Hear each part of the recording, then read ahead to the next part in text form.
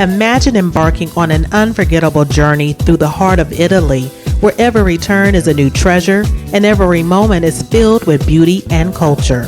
You start your adventure in Rome, the eternal city. Next, you venture into the rolling hills of Tuscany, where the air is perfumed with the scent of vineyards and olive grove. The journey continues to Venice, the floating city of canals and gondolas, after Five Earth and Milan. But your Italian adventure doesn't end on land. It's about to get even more extraordinary. A magical journey through Italy, topped off with a house music festival on Costa Cruise. Dance under the stars, relax in style, and discover exclusive performances on deck, all while sailing to some of the most beautiful destinations. There are 3 packages to choose from. Sailing dates are from September 24th through the 28th, 2025. Book yours now at festivaloncruise.com. Hi everybody and welcome back to Heidi's house. This is your host, Green Bee Heidi B. And today our featured guest is a DJ and music producer, Premo. I'm so excited to hear more about his house music journey. So are you ready? Then let's go. So here he is. DJ Premo is in the house. Woo! How are Thank you for you? having me. Good. How are you? Thank I'm you for good. having me. Very glad to have you joining into this little podcast that it is exploring the global house music culture, DJs, artists, producers, influencers, radio personalities, and more. So again, a wonderful thing to have you joining into this little podcast. So I'm always saying to each guest that this is a very fast-paced, a snapshot kind of interview. So don't be surprised because I'm gonna continue straight to our first question, which goes: tell us a little bit, who is Premo? Well, Premo is just a house lover. Been doing it for a long time, since a young age. So just a house lover who's in the new gadgets, tools, and trying to push the culture, DJing culture forward. Yes. So when was it that you actually got into DJing? Probably when I was about 15. Um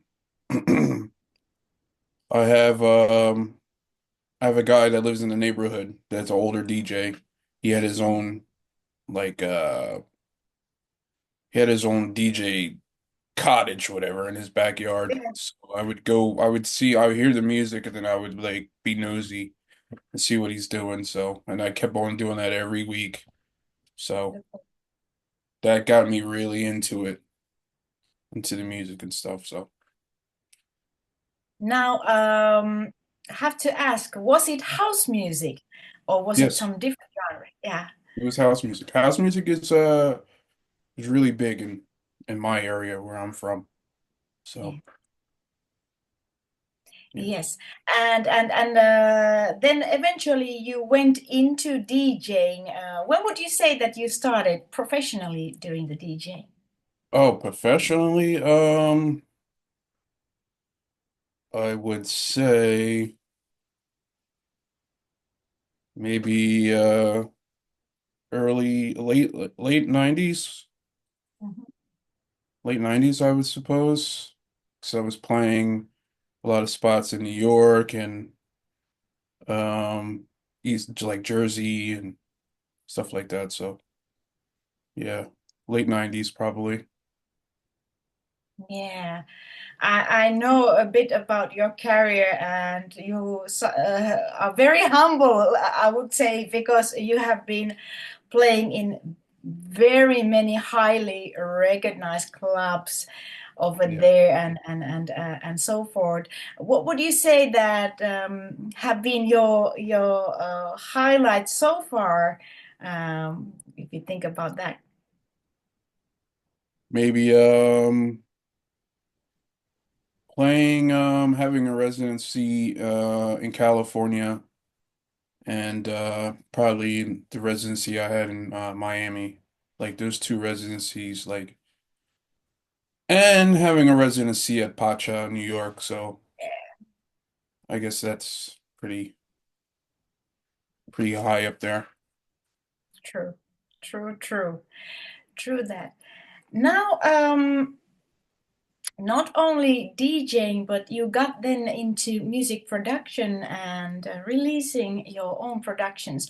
Yeah. Uh, can you tell us a little bit about that journey? When did you got into that and about your first releases and that kind of stuff?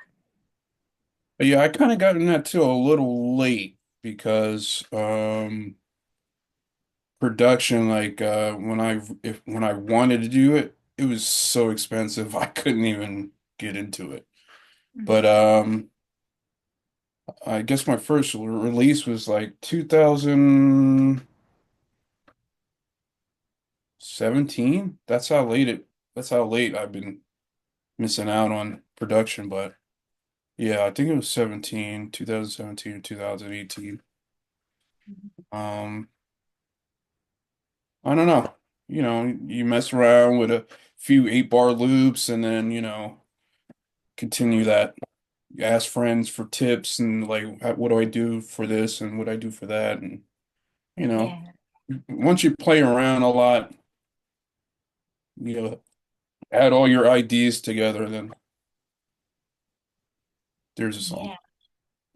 Now, I have to ask, which DAW are you, by the way, using, or have you, I've changed been it? using Logic. Well, I've been using Logic. Hmm. So, even though I know I've heard, Ableton's probably a better DAW for workflow, but I'm so used to Logic, so that's what I use.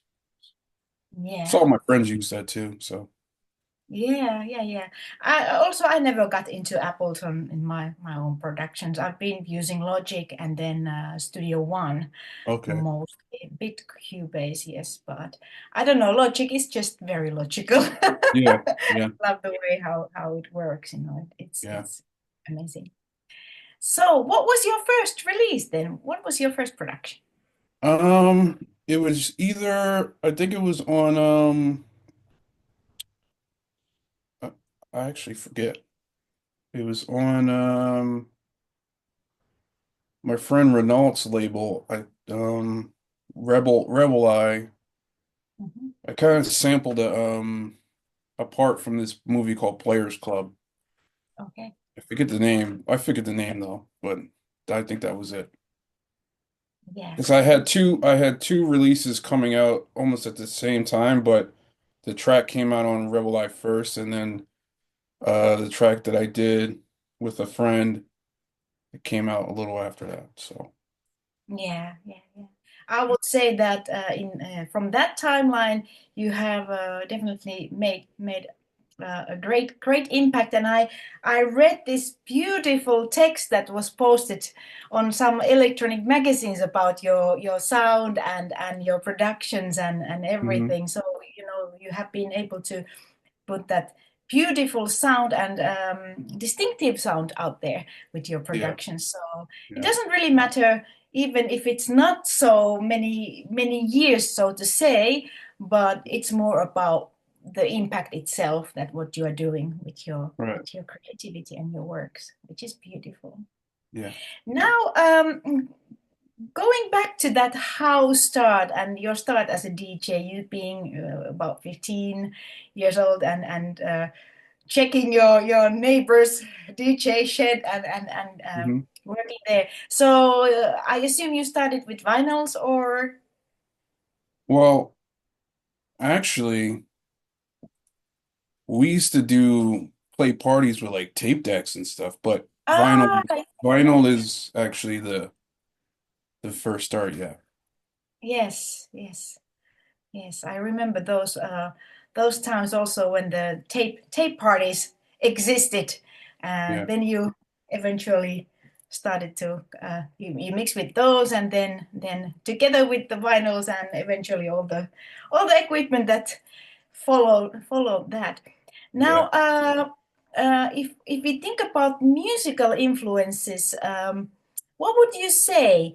Let's dive deeper into few areas. Let's start by your favorite music producers, the people that influence your music or inspire you somehow. I would say Harry Romero. Um, yeah, he's a big influence of mine. He's actually where I'm from. But yeah, him, Derek Carter. Mm. Um, who I like Reva Star. I like his older stuff. Yeah, yeah, Reva Star. Todd Terry, of course. Todd Terry. I mean, Todd Terry, DJ Sneak. Those were my like influences, like old influences, like the jacking house sound.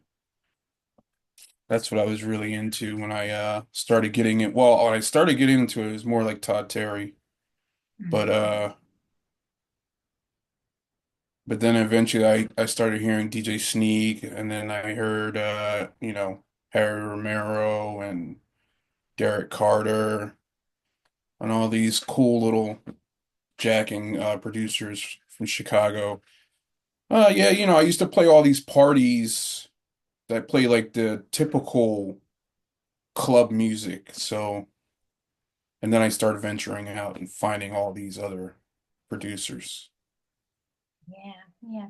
And shout out to those legendary producers mentioned here, Yeah. still doing actively their Oh yeah. thing and keeping the scene alive. So it's always wonderful to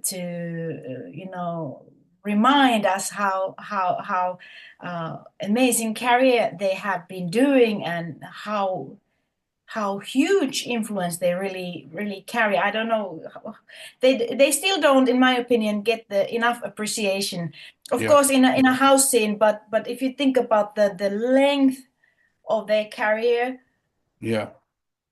Oh, I, it's not I forgot many the one. people who, yeah. Carrie Chandler. Carrie Chandler was a big Yes, influence.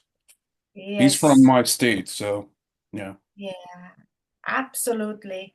And they're still doing their thing, Yep. so shout out and salute to all of them. um have to say that they are also a big inspiration for myself as well, and they just make those Yeah. tracks that you can still play anytime, everywhere, and it Oh yeah. still works. So Oh yeah. that's the something to really to be inspired of.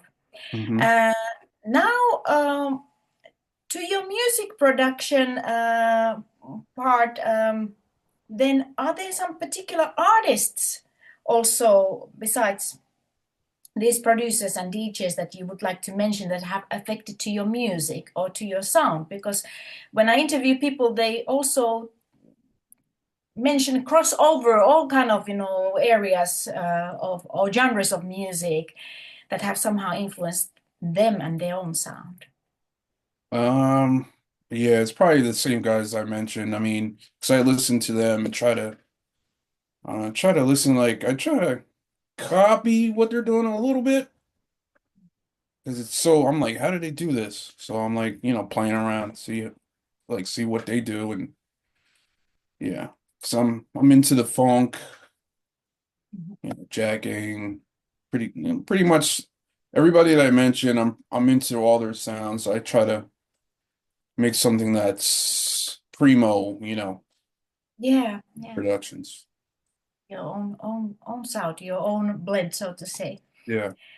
Now, going to that, then, what would you say are the most, let's phrase it like, most dearest projects of your own somehow, and why? What have been those tracks that have been somehow very important to you, if you think? about your music career so far? Hmm. Yeah, I just hmm. I guess there's a track that I did with my friend Morrissey. He's from New York. Um, I don't know, man.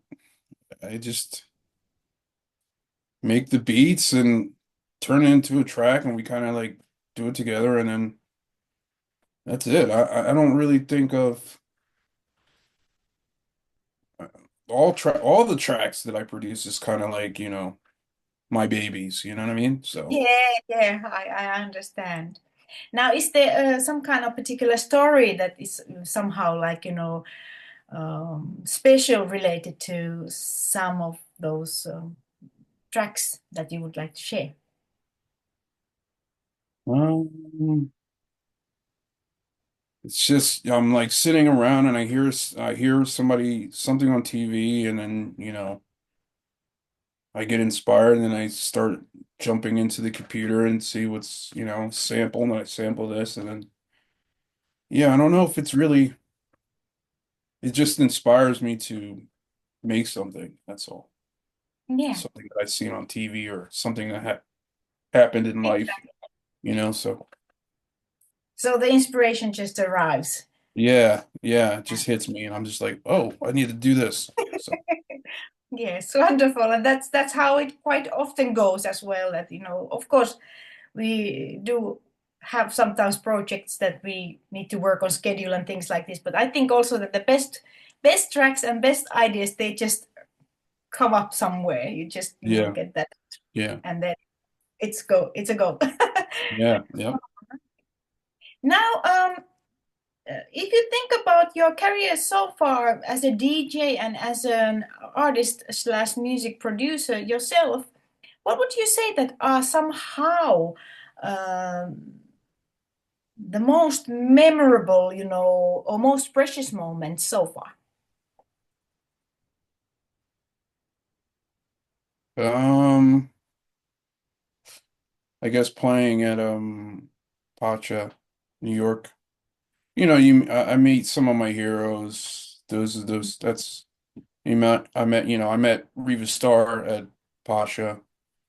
Um, met Green Velvet. You kind of meet all your heroes there, so I guess that yeah, that's most memorable, playing at Pasha and kind of like meeting.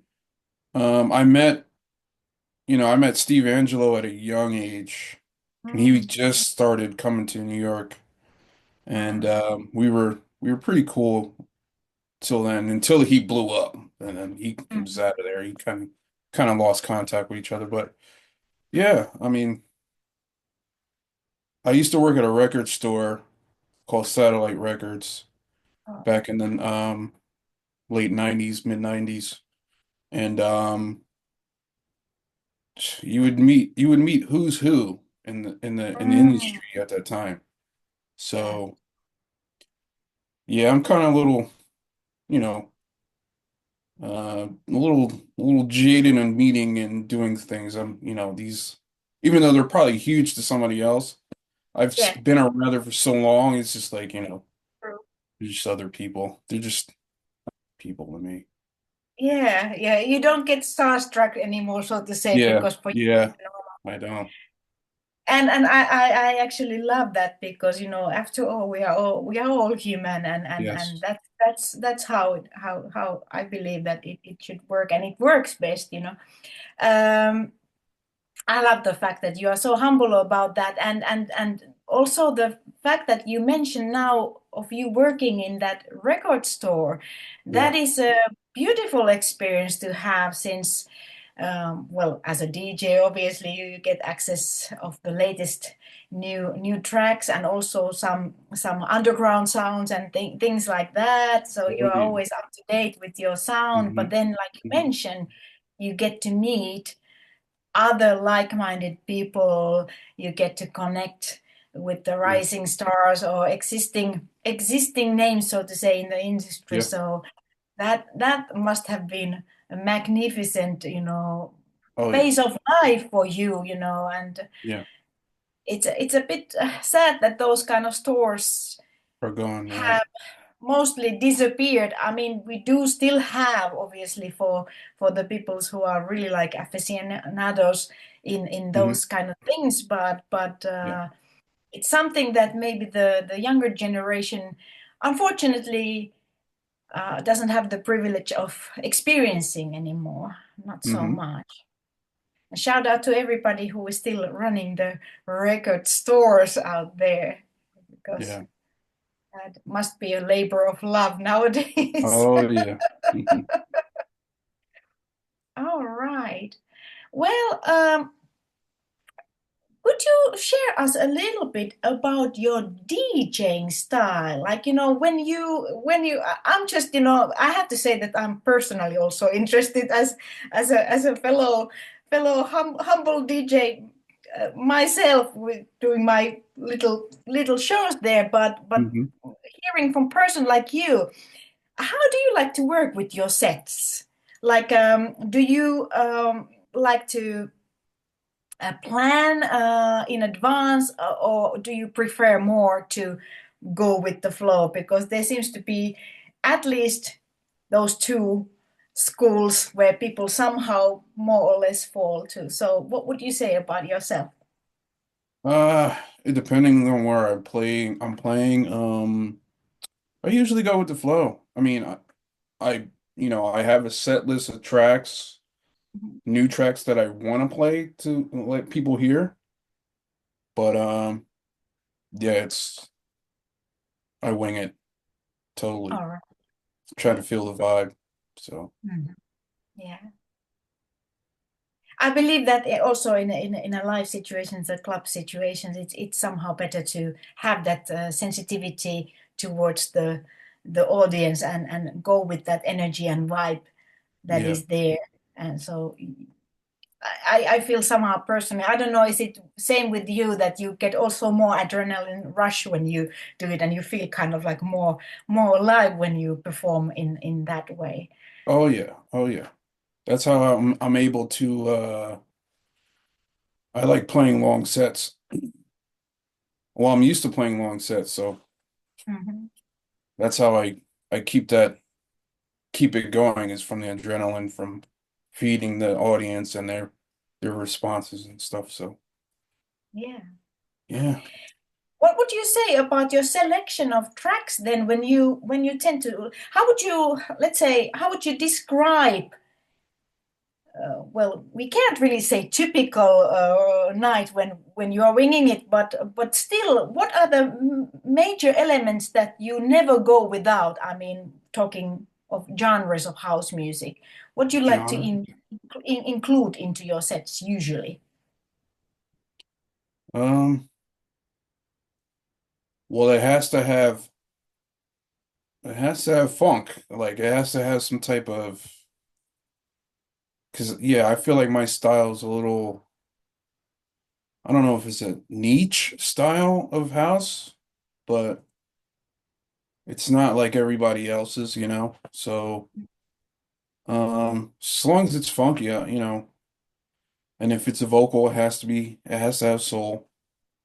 Um, yeah, I mean, I'm always playing on the fly, so remixing on the fly. So, I don't know. It's like Yes, you got to experience it very to well really said. describe it, you know. Yes, very well said. But what I took from this is that it always has to have the element of funk and some soulful vocals in it. Yeah, So yeah, no matter what is the situation, that is yeah, something that we will definitely hear. yeah. All right. Now, I wanted to ask ad hoc now this question when you mentioned about the long sets. What is the longest set that you have ever played? I mean, have you done those kind of multiple hours DJ marathons ever? Or Well, the longest sets are usually at Pasha. Um, I say Pasha, but other people say Pacha and other Yeah. ways. But 10-hour set or something. We can't go that far. The club closes usually when certain artist comes to the club, they extend the hours. Mhm. So I mean he would play the main floor, I would play like the lower level, so but I'll have the night to myself. So Yeah, wonderful. yeah, 10 a little 10 after 10 hours. Yeah, that's good enough. Yeah, that's definitely good enough. Yeah. Yeah. Well, wonderful. I hope that I one day and get to experience that myself as well, listening to your sets and obviously, the audience, hopefully you get the chance to listen him live. Yes. And please also check his music and productions. Now jumping back to that actually, what would you say? What are um, the artists that you have been working with when it comes to your releases? Who have you been working Working with with so far? one of my good friends, he's always a techno DJ, but he kind of softened his sound when we kind of made a production together, Ancient Orange. He's been around for a long time. Um, the guy Morrissey from New York, and we made some cool tracks together. And then the rest are like solo production. So yeah. All right. Well, you do know that this is a very kind of snapshot, kind of interview, introducing our featured guest. So now I would like to ask something about your current projects or maybe upcoming projects. Yeah, I'm working on a few things. I still can't seem to get them done. But yeah, I'm trying to finish. I have few tracks that I'm trying to finish right now. So they don't have a name yet. Um, I'm actually going to Miami and trying to finish them before my gig in Miami. So um, yeah, still not. I don't have a name for them yet. So But it's under process, and we are gonna look yeah, forward to that. Yeah, yeah, that's how it goes. There's always something cooking anyway. You can't stop it when you get inspired and so on. yeah. So wonderful. Now, if you mentioned that you are going to Miami, so people, if you are on that direction or planning to head there, where can they find you there? I'm playing a party at Club Playa with it's March 27th with All right. Seven Fisher, Hector Romero, couple guys from Miami because it's a New York versus Miami party. So Ah, yeah, yes. All should right. be So people, if you have a chance to go there, please go. I'm gonna try to make it sure that we air this episode prior to that, so we get then a chance to, maybe be there for those who are yeah. interested to join in. All right. So last but not least, if somebody wants to know more about you and follow you in a social media, where can they find you? I would say the best is Instagram. I mean, I'm kind of on there. I have a Facebook, but probably Instagram would be the best. Twitter. Yeah. And you go there with the DJ Premo Mm-hmm. directly. All right. So, people, please go and check those sites out, and follow him, and check out his releases. And if you have a chance, go and join him live in his DJ gigs. And again, looking forward also the new material that you are gonna make here in the future. From a fellow house artist to another, I thank you for taking time and being patient with me to join Heidi's House podcast. It was such a pleasure to have this little moment with you, and to hear a bit about your house music journey. Sending a lot of blessings and love, and of course creative vibes and energies. Thank you so much always for supporting my little endeavors, out there as well. Much appreciated. Sending you lots of blessings and love straight from Helsinki. All right, thank you.